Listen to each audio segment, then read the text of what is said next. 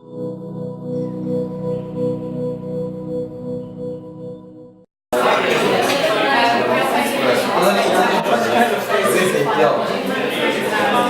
big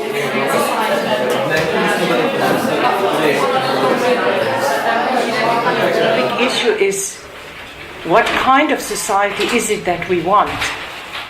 And the issue I made during the speech was that it was never asked what kind of country black people wanted in 1994. It was never asked.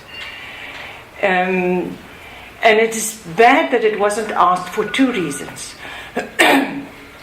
The one is that we still don't know. You have Mandela, then we think that is it. Then Thabo Mbeki has another. Now Zuma has another. Young people have another. Workers have another. But the worst thing for me about not being asked is that you don't begin to think what it is that you want. What do you want with whites? Do you want them here? If you don't want them here, I think it should be said. Or if you only want rich ones, or you only want poor ones, or you only want ones who's willing to integrate, then you are taking leadership and say, this is how we want the country, this is what we want from you. And if we don't like it, you have to then give account and say, okay, I'm not going to live, and then you go. Or you say, yes, but don't you think we can do this, or will it help if, but under black leadership, it's not to tell black people what country they should want. It's to onderwerp yourself on, submit yourself to black leadership. A fundamental problem happened with the Truth and Reconciliation Commission. And it is our two understandings of the term reconciliation. None of you have a volume of mine here, the latest one. Anyway, there's a poem in it, put your ear to the tear in my country. Dis wat ek dink die land uit mekaar skeer. That is ripping South Africa apart. Is our two understandings of the term reconciliation.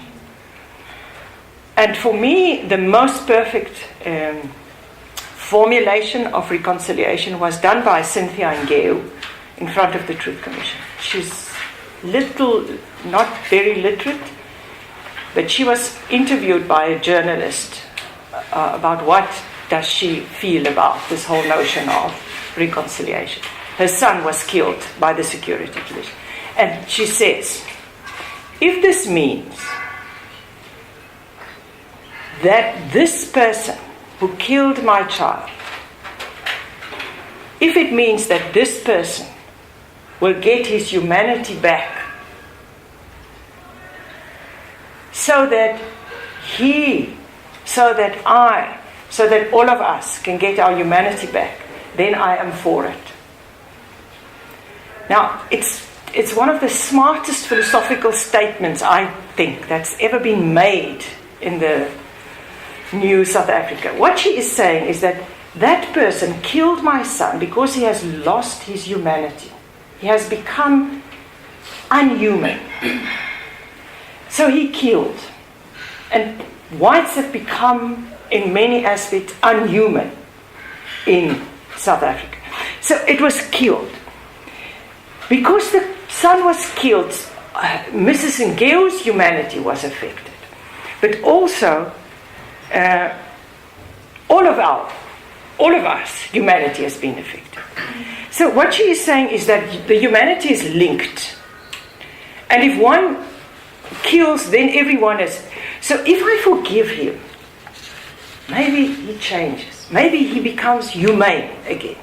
So if he can become humane, I can become humane after the killing of my child. And so every one of us can become humane. So that's. Have you ever asked why there was no bombs put by black people during the Truth Commission process? Why there was never any revenge killings? There the person sat who said he killed your child. No one killed in revenge. Why was that? And it was because there is this thorough understanding of a connectedness between all people. And that this is what should be restored. And this is the reconciliation thing. This should be restored. But when I interviewed white people about reconciliation, they have a different understanding. Generaal Tini Groenewald, when I said to him, are you going to testify in front of the Truth Commission? He said, nee, hoekom? I'm not going to confess to Tutu. I will confess to God. So I interviewed Archbishop Tutu and I said to him, this is what Tini Groenewald has said. What is your reaction on this? He says it's very good that he goes to respond to God. It's right. It's very good. But if you beat your wife, you can't just say to God, I've beaten my wife, please forgive me. You have to speak to the wife as well and say to her, I've done wrong. So our understanding, in general, if I say in general, it's not al die wit mense en al die swart mense nie. In general.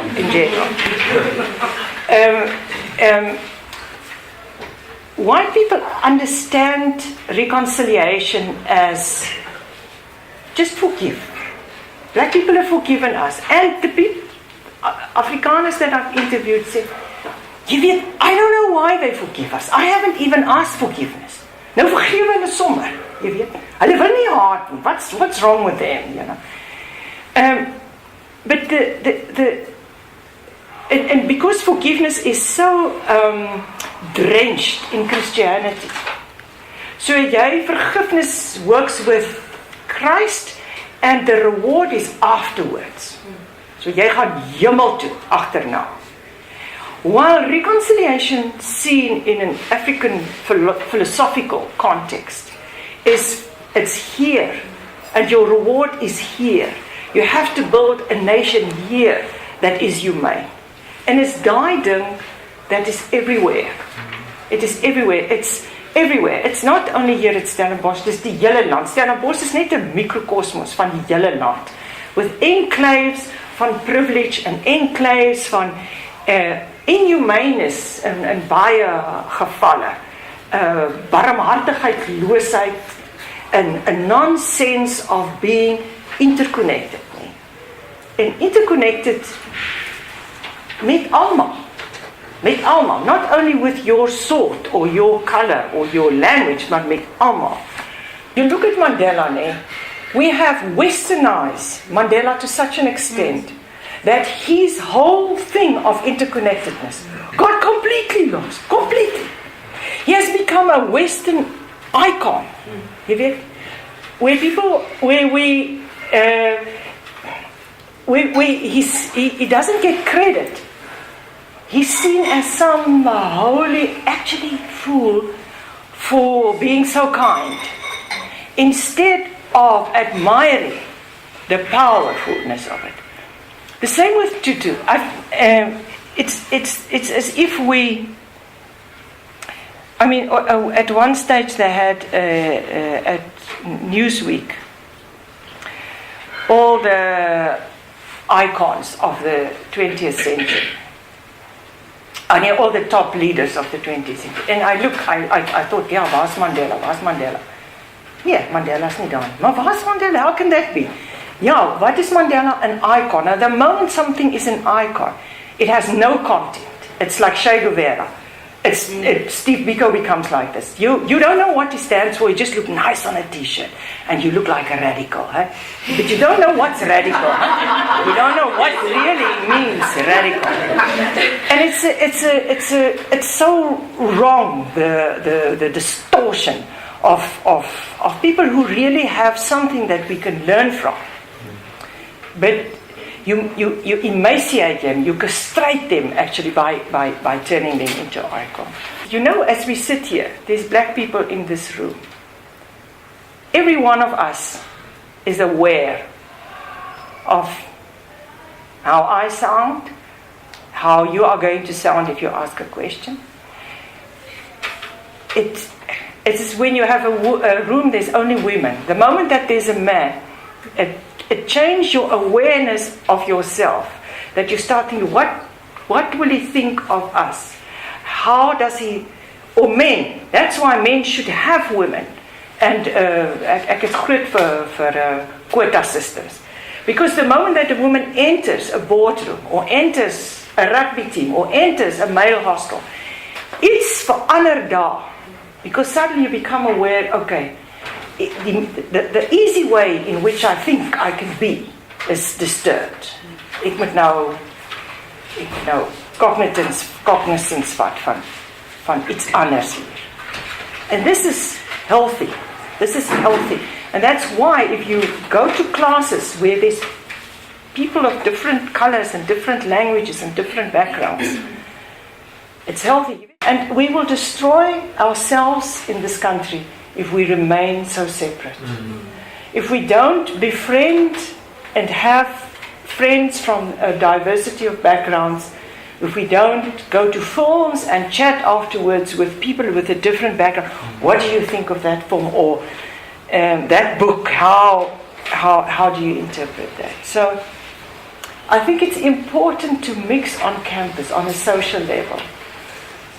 And I think there's many problems. Someone told me that with the schools, if they play one kind of music, all the colored people stand up and they dance. Dan speel hulle sakkie sakkie, dan so this music, it's hip hop, is also daar's klomp dinge wat ons weghou van mekaar. And I do think that, I mean, you should say once a month gaan ek nou daarom iets anders doen as uit my, jy weet, as binne my kultuur. So I think that is crucial. Just let me say something for 2 minutes.